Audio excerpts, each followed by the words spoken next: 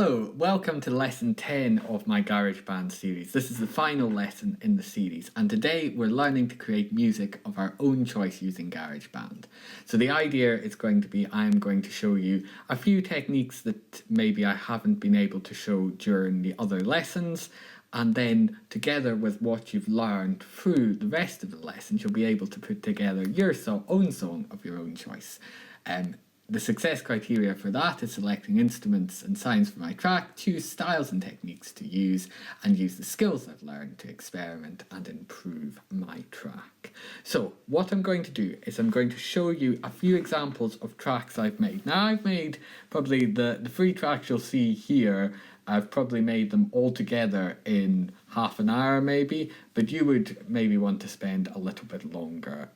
It's the kind of thing that's you can be as creative as you like. So I am going to press play on this one and we'll see what it sounds like.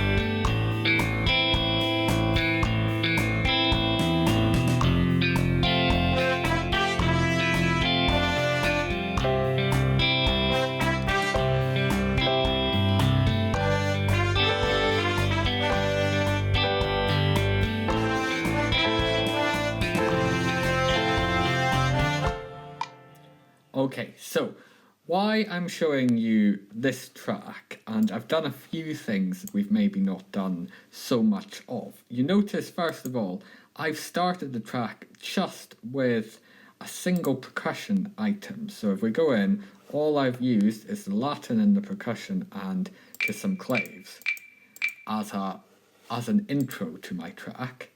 I'm showing that not all the tracks need to start at number 1.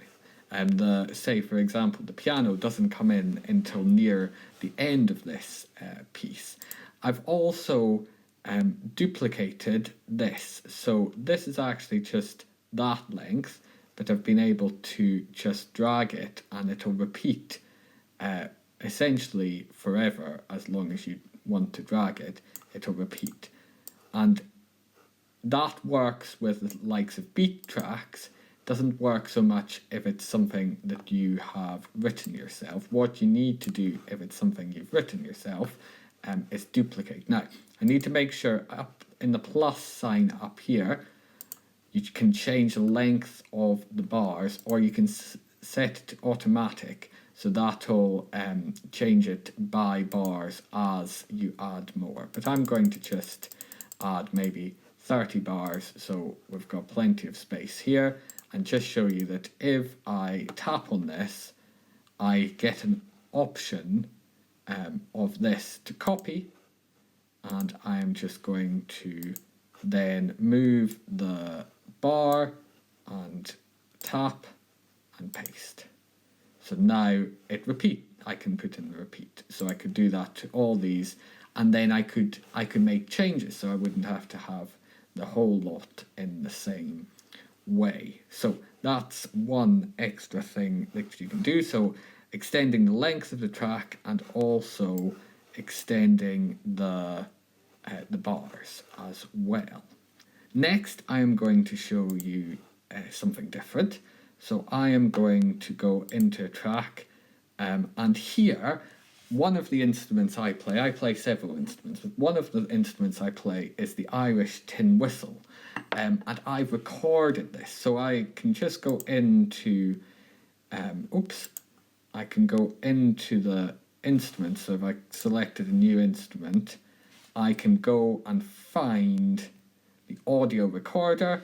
You can record your voice if you're a good singer, or you can record an instrument. If you play an instrument, it's good, and then you can build chords and stuff on top of that instrument. So if we listen just solo to my whistle,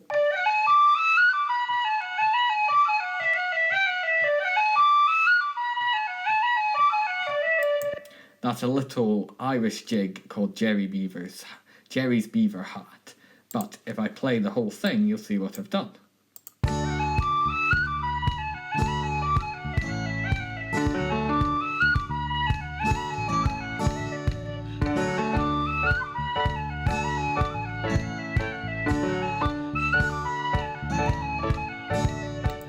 So that's an idea if you're particularly musical, or you don't have to be particularly musical to record a little something and then build on top of it.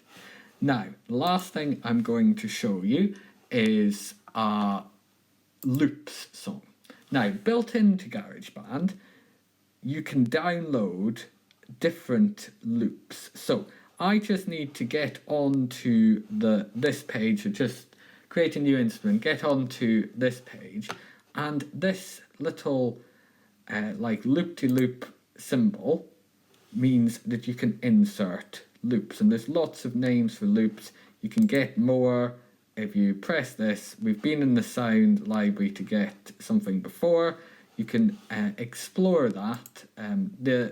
Nothing's, you just need to be able to have space on the device to access it. So I am going to press play. All of these are loops that I've taken, except from Kyle down the bottom is a drummer.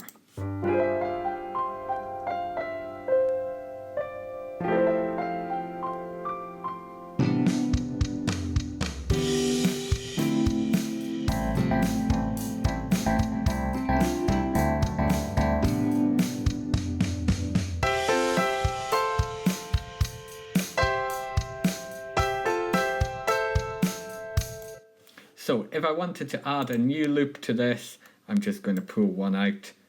You can just click and pull and drag them down and put them in place.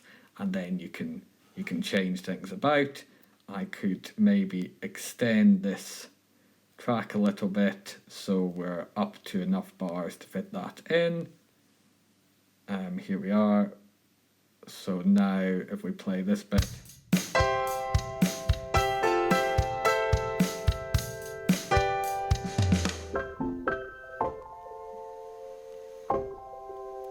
and there we go, and you can change the instruments that plays the loop and all sorts of things. So lots of potential there.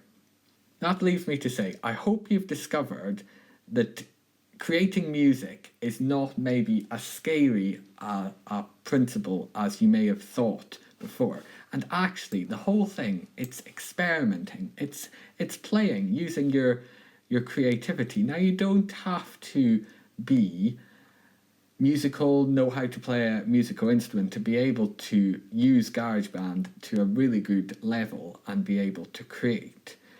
Most of the instruments in here I don't play, but I've been able to create all sorts of genres of music, and genres that I wouldn't normally play music in. So loads and loads of potential. So do create music with this lesson, but keep going in future. If you come across GarageBand, GarageBand is available on all Apple devices. So if you've got an iPhone, you can access GarageBand. But there are equivalents for Android phones as well, and for the computer. So lots of stuff you can play with. But don't be scared to experiment with music. So enjoy, and I hope to see you in another lesson very soon.